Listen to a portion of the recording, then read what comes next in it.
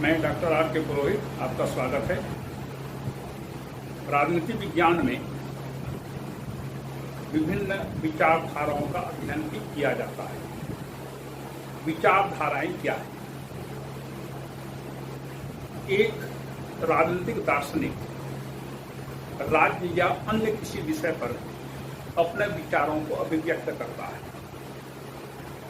उसके बाद अन्य विचारक भी उसी एक विषय पर अपने अपने विचारों को व्यक्त करते हैं। इस प्रकार से विचारों की एक लंबी श्रृंखला सी बन जाती है। इसे विचारधारा का नाम दिया जाता है, आइडियोलॉजी कहते हैं। इसे वाद भी कहते हैं। वाद का राजनीति विज्ञान में अर्थ क्या है? राजनीति विज्ञान की एक सबसे बड़ी समस्या यह है कि जिन व्यक्तियों से मिलकर राज्य का निर्माण होता है, उस राज्य में व्यक्ति और राज्य के बीच किस प्रकार का संबंध होना चाहिए। दूसरे शब्दों में, व्यक्ति बड़ा है या राज्य बड़ा है। यदि व्यक्ति और राज्य के हितों में विरोधाभास की स्थिति उत्पन्न हो, दोनों के हित एक दूसरे के विपरीत हो जाएं, तो प्राथमिकता किसे मिलेगी? व्यक्ति के हित को दी जाएगी अथवा राज्य के हित को पूरा करने के लिए व्यक्ति के हितों को समाप्त करना पड़ेगा। इसे वाद कहते हैं। मतलब राज्य और व्यक्ति के पारस्परिक संबंधों को जो विचार अभिव्यक्त करते हैं उसे वाद कहते हैं। ये व्यक्ति और राज्य का पारस्परिक संबंध, इसको थोड़ा सा समझ लीजिए। जैसे राज्य तक न जाइए, पहले परिवार को देख लीजिए। परिवार में माता पिता और उनकी संतानें रहती हैं। परिवार बड़ा है या संतानें बड़ी हैं? उदाहरण के लिए घर में जो बेटा है वह अंतर जाति विवाह करना चाहता है। प्रश्न यह उठता है कि ऐसी स्थिति में पिता जो कि अंतर जाति विवाह का विरोध कर रहे हैं या घर के अन्य सदस्य उसका विरोध कर रहे हैं, तो परिवार बड़ा होगा या वह बेटा जो अंतर जाति विवाह करना चाहता है उसका हित महत्वपूर्ण होगा। यदि बेटे को अंतर जाति विवाह करने की अनुमति दी जाती है, मतलब व्यक्ति का हित बड़ा हुआ। यदि परिवार के हित को प्राथमिकता दी जाती है तो उसको फिर अंतर जाति विवाह करने की अनुमति नहीं मिलेगी। तो परिवार बड़ा है या व्यक्ति बड़ा है? इस प्रकार से अनेक परिस्थितियों में टकराहट की स्थिति उत्पन्न होती है। और जो विचारधाराएं इस पारस्परिक संबंध को निर्धारित करने का प्रयास करते हैं उसे राजनीति विज्ञान में वाद कहते हैं। जैसे इस कड़ी में सबसे पहले आता है आदर्शवाद, आइडियलिज्म। आदर्शवाद क्या है? आदर्शवाद का अंग्रेजी शब्द है आइडिया। आइडिया माने विचार। आइडियल मतलब विचारों के जगत में रहने वाला। इसका अर्थ क्या हुआ? जो विचार मस्तिष्क में उत्पन्न होते हैं उनका अस्तित्व, जिनका मस्तिष्क में ही जिनका अस्तित्व होता है उसे आदर्शवाद कहते हैं। दूसरे शब्दों में कल्पना को आदर्शवाद कहते हैं। आदर्श स्थिति वह है जो मन मस्तिष्क में उत्पन्न होती है, जिसका अस्तित्व मन मस्तिष्क में ही विद्यमान रहता है, जो व्यवहार की दृष्टि से भूतल पर वह नहीं होता, केवल उसका अस्तित्व मस्तिष्क में होता है। थोड़ा सा गौर करिए। आदर्श हमेशा अप्राप्य होता है। यदि आपने आदर्श को प्राप्त कर लिया तो वह आदर्श आपके लिए आदर्श नहीं रह जाएगा, व्यावहारिक हो जाता है। आदर्श हमेशा अप्राप्य होता है। जैसे एक अंडे को लीजिए, एक सिद्धांत बना लीजिए कि अंडे के ऊपर यदि हाथी भी खड़ा हो जाए और अंडा यदि ठीक 90 डिग्री पर रखा हुआ है तो अंडा नहीं फूटेगा। यदि फूट गया तो अंडा 90 डिग्री पर नहीं रखा था। आदर्श। जैसे एक विकलांग व्यक्ति एवरेस्ट आरोहण कर लेता है, वह अन्य लोगों के लिए आदर्श होगा जो एवरेस्ट आरोहण करना चाह रहे हैं। एक विद्यार्थी परीक्षा में 90% से अधिक अंक प्राप्त कर लेता है, वह उन विद्यार्थियों के लिए आदर्श होगा जो कम अंक लेकर के परीक्षा उत्तीर्ण होते हैं। जैसे महात्मा गांधी का आचरण, उनका व्यवहार पूरे भारतीयों के लिए आदर्श है। जैसे भगवान श्री राम का आचरण, उनका व्यवहार, भारत का आचरण व्यवहार, ये सब आदर्श हैं हमारे लिए। तो आदर्श हमेशा अनुकरणीय होता है। आदर्श आपको आगे बढ़ने के लिए प्रेरित करता है, और जैसे ही आप उस आदर्श को प्राप्त कर लेते हैं, वह आदर्श आपके लिए आदर्श नहीं रह जाता, वह व्यावहारिक हो जाता है। तो इस तथ्य को आप राजनीतिक विज्ञान के क्षेत्र में लागू करिए। जो विचारधारा व्यक्ति के हितों की तुलना में राज्य को प्राथमिकता देती है, उसे आदर्शवाद कहते हैं। आदर्शवाद राज्य के हित को प्राथमिकता देता है, व्यक्ति के हित को उसमें समाहित कर देता है।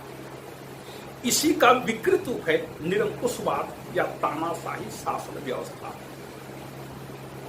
आदर्शवाद में जैसे राम राज्य आदर्श स्थिति है, वह आदर्शवाद की स्थिति है। उसको प्राप्त करना सर्वथा असंभव है कहना चाहिए, या बहुत ही कठिन है, वो अनुकरणीय है। उसको प्राप्त करने का प्रयास व्यक्ति को, राज्यों को, शासकों को करना चाहिए। तो आदर्श हमेशा अप्राप्य होता है, अनुकरणीय होता है। प्लेटो इस विचारधारा का सबसे पहला प्रतिपादक था, जिसे कि दार्शनिकों का दार्शनिक कहा जाता है। प्लेटो ने आदर्शवाद का सबसे पहले प्रतिपादन किया था, तो उसे आदर्शवादियों का जनक माना जाता है। तो जहां कहीं भी राज्य के हित को प्राथमिकता दी जाएगी, उस व्यवस्था को, उस विचारधारा को आदर्शवाद का नाम दिया जाता है। इसका विकृत रूप निरंकुश तंत्र है या तानाशाही है। तानाशाही में भी राज्य के हित के नाम पर वह तानाशाह अपने स्वार्थ को पूरा करता है। नाम लेता है राज्य का स्वार्थ, लेकिन वह अपने स्वार्थ को पूरा करता है। तो यह आदर्शवाद का विकृत रूप है। आदर्शवाद यूरोप में बहुत लंबे समय तक बना रहा। आधुनिक युग में जब विज्ञान का विकास हुआ, पूंजीवाद का विकास हुआ, समाज में पूंजीपतियों का एक नया वर्ग उत्पन्न हुआ, जिसे आर्थिक क्षेत्र में अधिक स्वतंत्रता की आवश्यकता थी, तो समाज के विचारकों ने, राजनीतिक विचारकों ने यह बोलना शुरू किया, यह कहना शुरू किया कि हमें अधिक स्वतंत्रता चाहिए। क्योंकि यूरोप में ऐसी स्थिति आई कि यूरोप के विभिन्न देशों में राजतंत्रिक व्यवस्थाएं लागू हो गई और उन राजाओं ने निरंकुशता पूर्वक शासन करना प्रारंभ कर दिया। जब निरंकुशता चरम सीमा पर पहुंचने लगी, जैसे फ्रांस का शासक है, फ्रांस का लुई वंश का शासक था, ऑस्ट्रिया का राजतंत्रीय शासन व्यवस्था थी, जर्मनी की राजतंत्रीय व्यवस्था थी, वंशानुगत राष्ट्रतंत्र की व्यवस्था थी, रूस की निरंकुश व्यवस्था थी। इन सभी निरंकुश शासकों ने जब व्यक्तियों के अधिकारों का पूरी तरह से दमन करना प्रारंभ किया, तो समाज के प्रबुद्ध विचारकों ने इस प्रकार के निरंकुशता का विरोध करते हुए व्यक्ति को अधिक स्वतंत्रता देने की वकालत। इसी बीच वैज्ञानिक विकास हुआ। जेम्स वाट के स्टीम इंजन के आविष्कार के बाद इस धारणा को ज्यादा बल मिला और पूंजीवाद का विकास हुआ। और जैसे ही पूंजीवाद का विकास हुआ, समाज के विचारकों ने व्यक्ति के लिए अधिक स्वतंत्रता की मांग की। जैसे J.S. मिल ने कहा, व्यक्ति को कोई भी काम करने के लिए किसी की सहायता की आवश्यकता नहीं पड़नी चाहिए। व्यक्ति को अपने आप विकास करना चाहिए, अपने आप सब काम करना चाहिए, किसी पर निर्भर होने की आवश्यकता नहीं है। व्यक्ति फ्रीमैन कहता है, वही शासन सबसे अच्छी है जो कम से कम शासन करती है और व्यक्ति को वह सब करने देती है जिसकी वह इच्छा करता है। ली कॉक कहता है कि व्यक्ति के जीवन के मार्ग में किसी भी प्रकार की सहायता यदि राज्य के द्वारा की जाती है तो वह अनुचित है।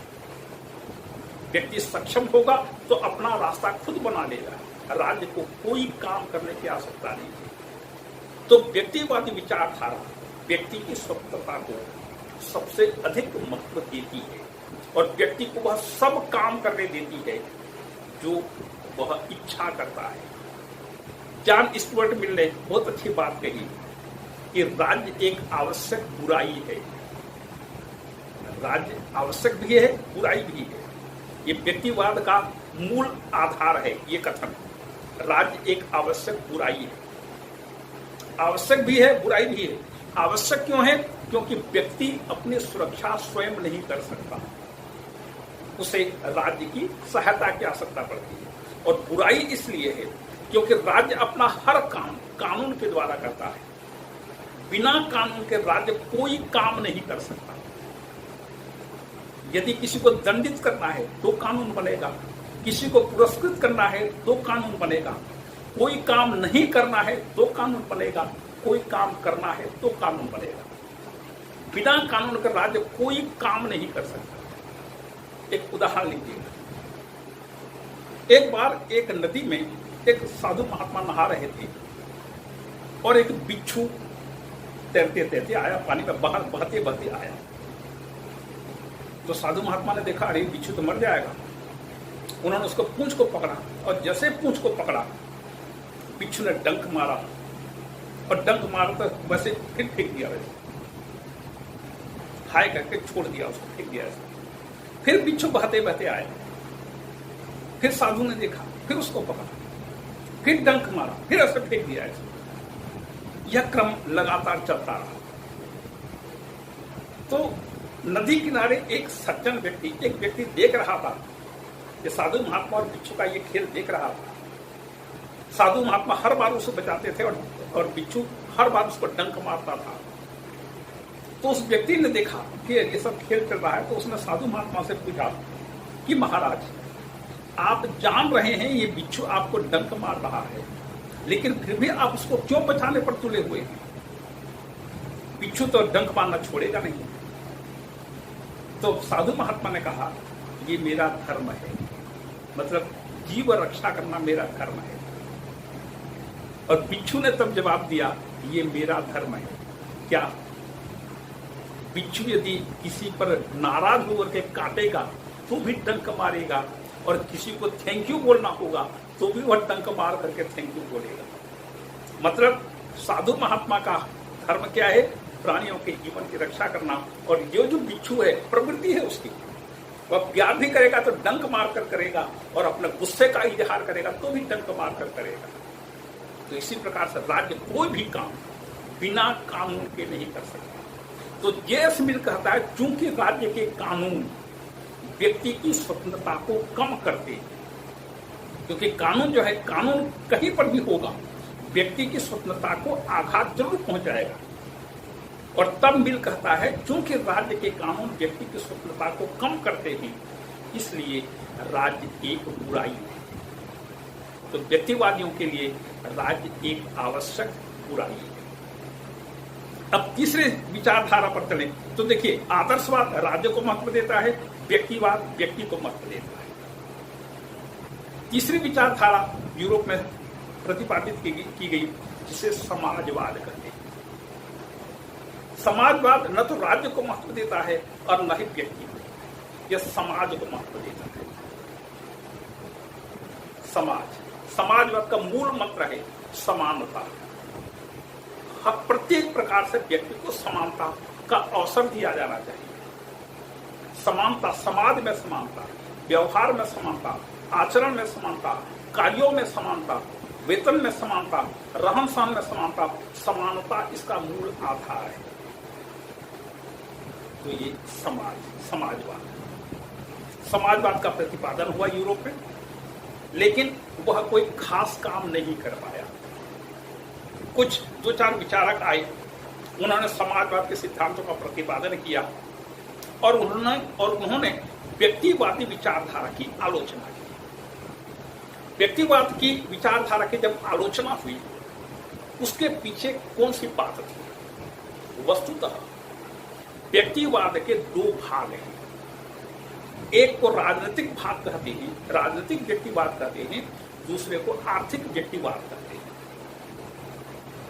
राजनीतिक व्यक्तिवाद का अध्ययन हम राजनीति विज्ञान में पढ़ते हैं, राजनीति विज्ञान में करते हैं। राजनीतिक व्यक्तिवाद मतलब व्यक्ति को हर क्षेत्र में पूरी स्वतंत्रता मिलनी चाहिए, उस पर कोई प्रतिबंध नहीं होना चाहिए। आर्थिक व्यक्तिवाद क्या है? आर्थिक व्यक्तिवाद के अंतर्गत यह कहा जाता है कि व्यक्ति के आर्थिक क्षेत्र में, पूंजी के क्षेत्र में, धन संपत्ति के क्षेत्र में राज्य को कोई भी प्रतिबंध नहीं लगाना चाहिए।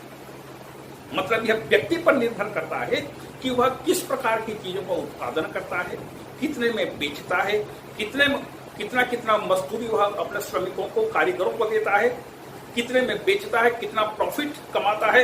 इससे कोई मतलब राज्य को नहीं होना चाहिए और व्यक्ति को पूंजी के क्षेत्र में निर्बाध स्वतंत्रता मिलनी चाहिए। जब ऐसी विचारधारा का प्रतिपादन हुआ तो इसका एक विकृत रूप समाज में सामने आया। इसका विकृत रूप क्या था? चूंकि राज्य के कार्यक्षेत्र को कम कर दिया गया, व्यक्तिवाद कहता है कि राज्य को दो काम करना चाहिए।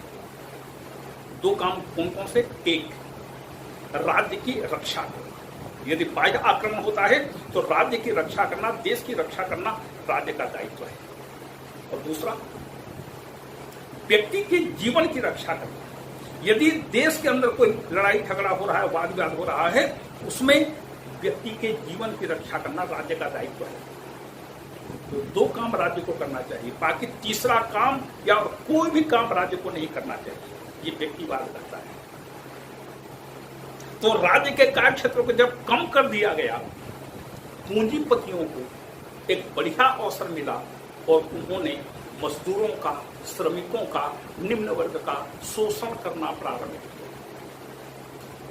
और एक जमाना ऐसा भी आया जब मजदूरों से 10-10, 12-12 घंटे तक काम लिया जाता था और उन्हें इतनी ही मजदूरी दी जाती थी कि वे अपना पेट भर सकें और कल काम पर फिर आ सकें।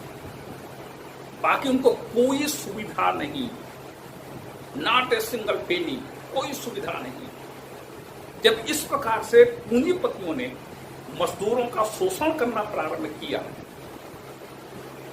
तो समाज स्पष्ट रूप से दो भागों में बट गया।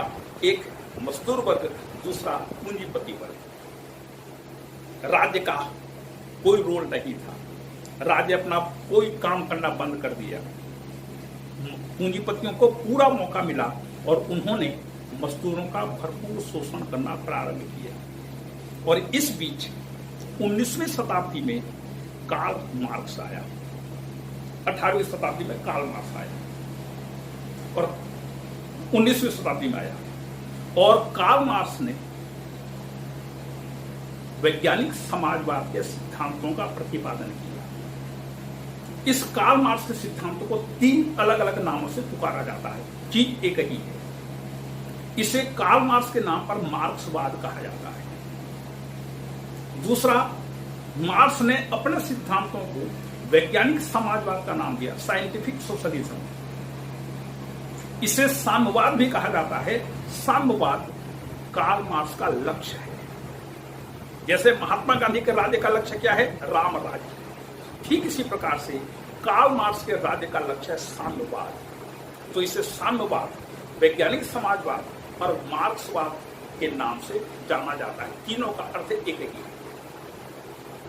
कार्ल मार्क्स ने क्या कहा? कार्ल मार्क्स ने कहा कि ये समाज के जो पूंजीपति हैं, इन पूंजीपतियों ने मजदूरों का जीवन दुर्भर कर दिया है। ये पूंजीपति मजदूरों के श्रम पर ऐश करते हैं, पैसा कमाते हैं, पूंजी का निर्माण करते हैं, लेकिन मजदूरों के हित के लिए कुछ भी काम नहीं करते हैं। इसलिए उसने मजदूरों को आह्वान किया। उसका कम्युनिस्ट उसका जो कम्युनिस्ट मैनिफेस्टो है, सामवादी घोषणा पत्र में स्पष्ट लिखा हुआ है कि मजदूरों, तुम्हारे पास होने के लिए दास्ता की गुलामी की जंजीरों के अलावा और कुछ भी नहीं, जबकि पाने के लिए पूरी दुनिया है। दुनिया के मजदूरों एक हो जाओ। उसने मजदूरों का आह्वान करते हुए रक्तमय क्रांति करने का संदेश दिया। रक्तमय क्रांति, मार्क्स कहता है पूंजीपति अपने पूंजी को किसी भी कीमत पर नहीं छोड़ेंगे, तो बेहतर यही होगा कि पूंजीपतियों के पूंजी को छीनने के लिए पूंजीपतियों का ही समूल विनाश कर दिया जाए और रक्त की नदियां बहा दी जाए। पूरे समाज में तब एक वर्ग बचेगा, मजदूर वर्ग। तो इस प्रकार से उसने मजदूरों की तानाशाही का समर्थन किया। खून की नदियां बहा दो, वो भी लिहाज करने की आवश्यकता नहीं। और ऐसे ही हुआ, सोवियत संघ में भी हुआ, चीन में भी हुआ, अन्य साम्यवादी देशों में जहां भी क्रांति हुई सभी जगह यही हुआ। जितने भी मजदूर वर्ग को छोड़कर अन्य वर्ग के लोग सबका समूल विनाश कर दिया गया। तो कार्ल मार्क्स रक्तमय क्रांति का समर्थन करता है।